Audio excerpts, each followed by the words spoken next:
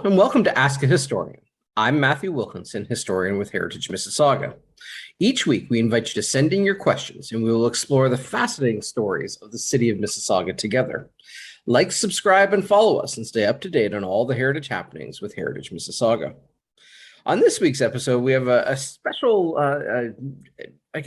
episode, a special tribute, where we had an opportunity to do a live interview as part of an interpretive plaque unveiling commemorating the late Joyce Firman, who was the first female letter carrier in the province of Ontario, and she was active right here in Mississauga out of Port Credit back between 1967 and the late 1970s. Just a few weeks ago, we had an interpretive plaque unveiling at the site of the post office down at Stavebank Road in Lakeshore, commemorating this remarkable story of the first female letter carrier in our province, and that is again Joyce Firman. So we had an opportunity not only to explore kind of the stories of her, but also interview Bonnie Heath, her daughter, about some of the things that made this quite just a remarkable story, and we're delighted to share it with you here at Ask a Historian.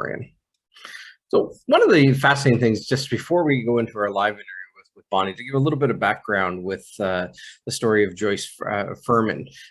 She was born in England in 1921 in Surrey, and was married and then widowed at a young age. Her first husband was involved in the military in England, and she came to Canada and then lived with her husband's family as she eventually remarried and raised her children here in Canada and in the city of Mississauga, or what is the city of Mississauga today.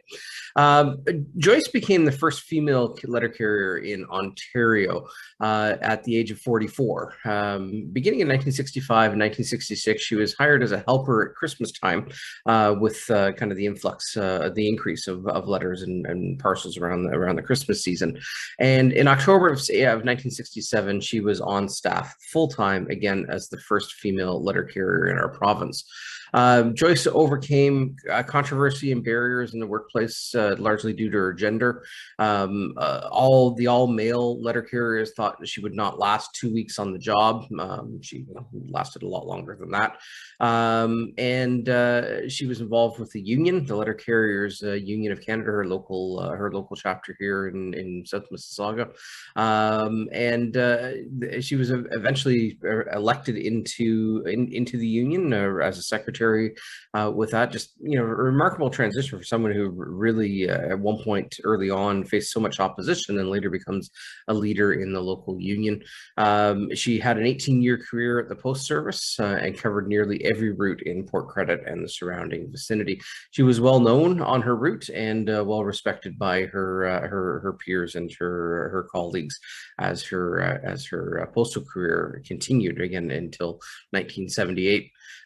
Joyce not only opened the door to Canada Post for other women letter carriers, but she also influenced a positive change in the working conditions for all letter carriers. When she joined the post office, there were strict rules about uniforms. The men had to wear long pants even in the summer. Joyce, however, was allowed to wear a skirt. After men complained about this, the process to improve summer uniforms began, including shorts for men.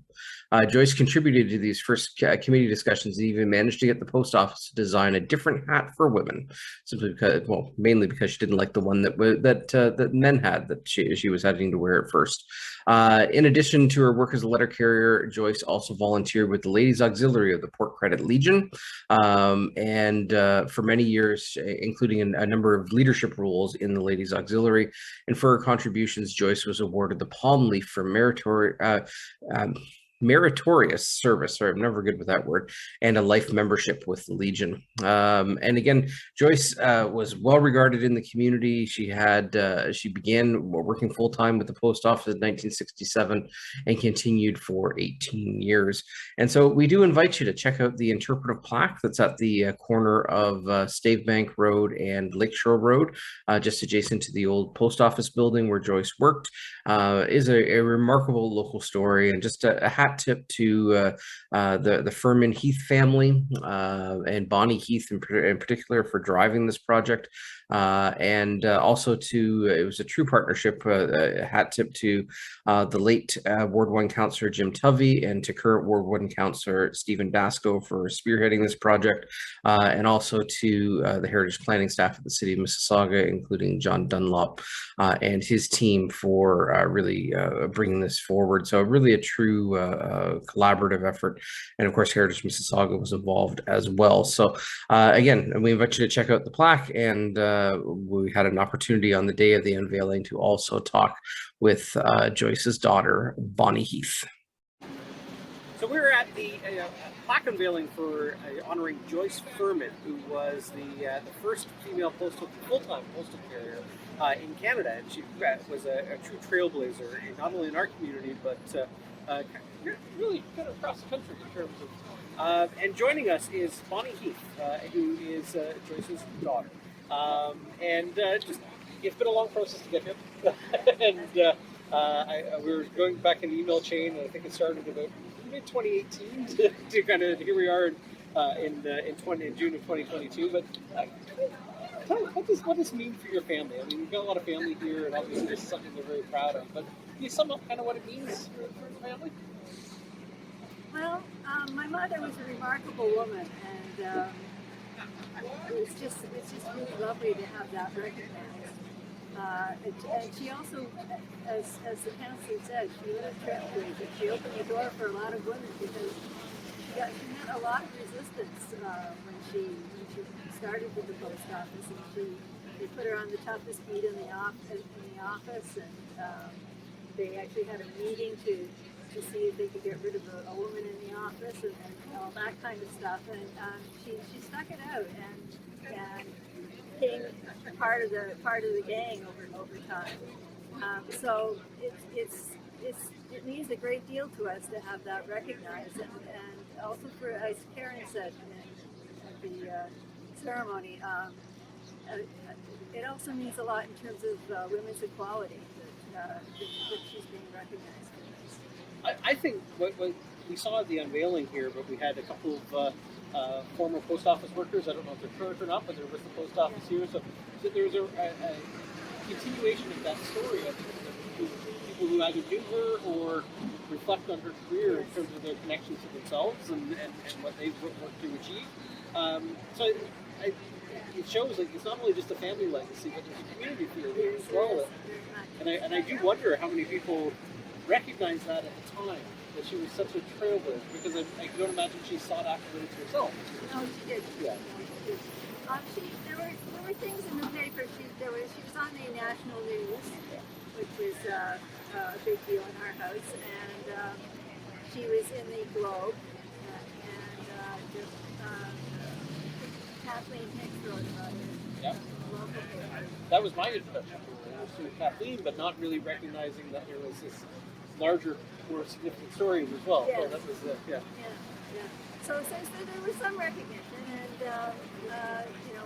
from her point of view, she was just doing her job. Right? She wanted to be more independent and make some money, and she loved to walk. She had always loved to walk her whole life, so it was just a natural fit. She was a very strong person, both physically and emotionally. It worked out very well for her. And when did she start full time? Remember I thought it was 1967. Mid to late 1960s. Yeah. And she worked out of the building. She worked behind out us. of the building behind us. Yeah. Up at 5 every morning to get here by 7. She liked the spit and polish of the uniform. She was quite disgusted with the way letter carriers look now. They're so casual compared to the way she her uniform. They had to dress in those days. Yeah. So she really loved it. And growing up as you with her, I mean, what was it like knowing your mom was doing this?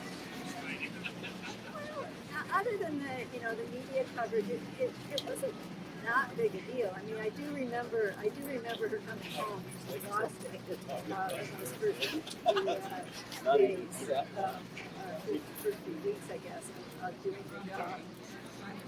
And I also remember that she got very involved in the union. I'd come home to a living room full of letter carriers with picket signs. Oh no! During one of the strikes, our house became strike headquarters. So that had an influence on me as well. I think I'm a pro-labor person now, so in that sense, she's not only a trailblazer for women in the industry, but she's also a leader while she's in that industry as well. That's right. Within a very short period of time, she was on the executive of the local. The subtext to what we wrote is that in a few months she was on the executive of the local, and so it went from trying to get rid of her to her reign. She made herself indispensable, I guess. Well, thank you for this, and kudos to you, because honestly, this would not have happened without your push in there as well. So, really well done to everyone involved. Well done, and come down to Stave Bank and Lakeshore and read about Mrs. Mailman.